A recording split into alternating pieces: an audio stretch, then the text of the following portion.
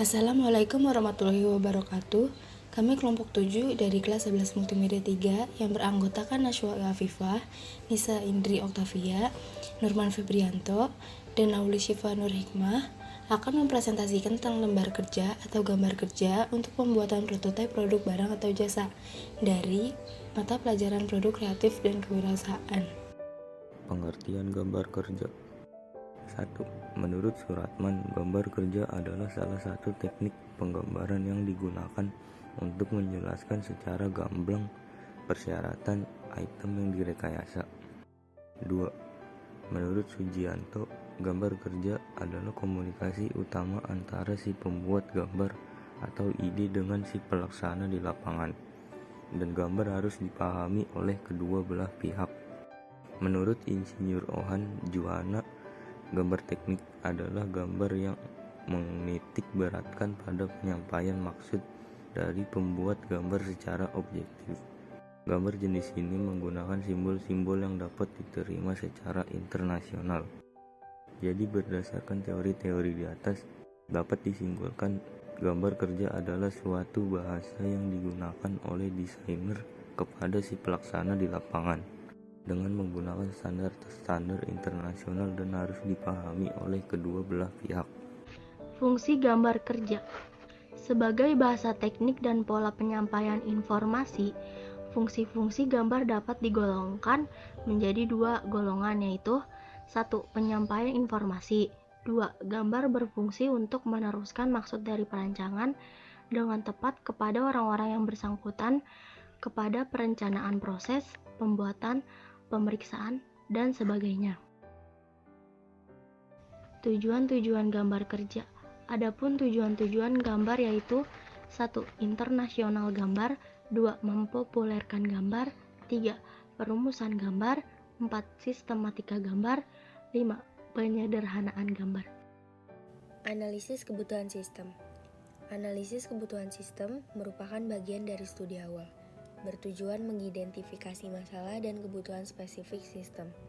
Hal tersebut dijelaskan oleh Pak Mulyanto pada tahun 2009.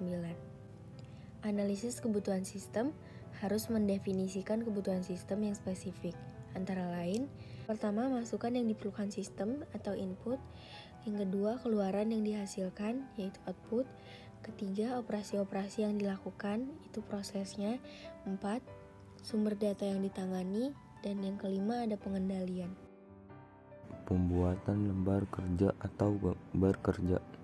Gambar kerja adalah set lengkap standar gambar yang menentukan pembuatan dan perakitan produk berdasarkan desainnya. Cara pembuatan gambar kerja yang pertama adalah 1. Membuat gambar rakitan dan subrakitan. Gambar rakitan adalah gambar keseluruhan produk atau mesin atau sistem dengan semua komponennya bisa diidentifikasi. Fungsinya untuk menunjukkan kumpulan komponen-komponen yang digabung menjadi produk jadi. Gambar subrakitan adalah dua atau lebih bagian yang membentuk suatu gambar rakitan. Fungsinya digunakan jika gambar rakitan tidak menyajikan bagian komponen, maka gambar subrakitan disertakan untuk menunjukkan bagian komponen itu dirakit. 2. Pandangan. Pandangan yang digunakan bisa dari salah satu gambar pandangan sebagai berikut. 1. Pandangan paralel. 2. Pandangan isometrik. 3. Pandangan kombinasi paralel dan isometrik. 4. Garis tersembunyi. Yang ketiga ada dimensi, yang keempat ada nomor bagian, kelima ada gambar detail. Gambar detail berfungsi untuk menyediakan semua informasi yang diperlukan untuk membuat bagian. Yang keenam ada daftar komponen. Paling tidak harus mencangkup beberapa keterangan seperti nomor komponen, deskripsi komponen, nomor bagian yang digunakan untuk gambar detail, gambar subrakitan, dan nomor bagian vendor. Informasi vendor digunakan jika komponen yang akan dibeli tidak umum tersedia di pasaran, sehingga perlu informasi khusus. Yang kelima ada jumlah komponen yang dibutuhkan dalam perakitan. 7. Lokasi. Penempatan lokasi untuk daftar komponen dapat dipilih dari salah satu lokasi yang diinginkan dari beberapa posisi sebagai berikut. 1. Sudut kiri atas lembar gambar menyentuh batas atas kiri. 2. Sudut kiri bawah lembar gambar menyentuh garis batas kiri bawah. 3. Di atas blok judul menyentuh garis batas kanan dan blok judul. 4. Di sebelah kiri blok judul menyentuh garis batas bawah dan blok judul. 8. Penomoran gambar berfungsi untuk membedakan gambar yang lain. 9. Kertas gambar.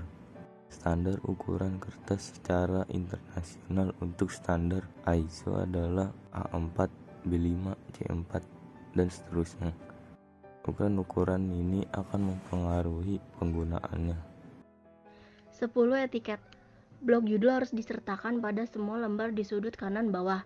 Minimal blok judul harus menyertakan subblok untuk 1. Menuliskan judul, 2. Nomor gambar, 3. Bagian revisi, 4. Nama departemen atau sekolah, 5. Nama orang yang meliputi bisa meliputi, 6.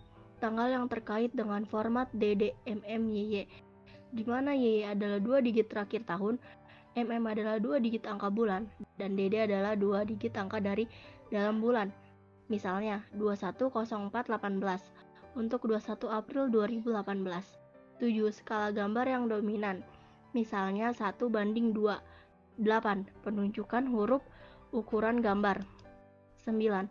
Unit yang digunakan untuk dimensi dan catatan toleransi umum. 10. Simbol proyeksi. 11. Nomor lembar dan jumlah total lembaran, misalnya 1 dari 2. Dimensi. Dimensi adalah nilai numerik yang dinyatakan dalam unit pengukuran yang tepat dan ditunjukkan pada gambar, menggunakan garis, simbol, catatan, dan lain-lain, sehingga semua fitur benar-benar dapat diketahui ukurannya. Dan yang terakhir ada catatan. Catatan harus selalu ditulis secara horizontal dengan huruf besar dan mulai di atas garis ukur, dan juga dapat berakhir di bawah garis. Catatan harus singkat dan jelas, dan kata-katanya harus dalam bentuk standar. Sekian presentasi kami kali ini. Terima kasih kepada audiens yang telah mendengarkan. Mohon maaf apabila ada kesalahan kata ataupun kurangnya penjelasan.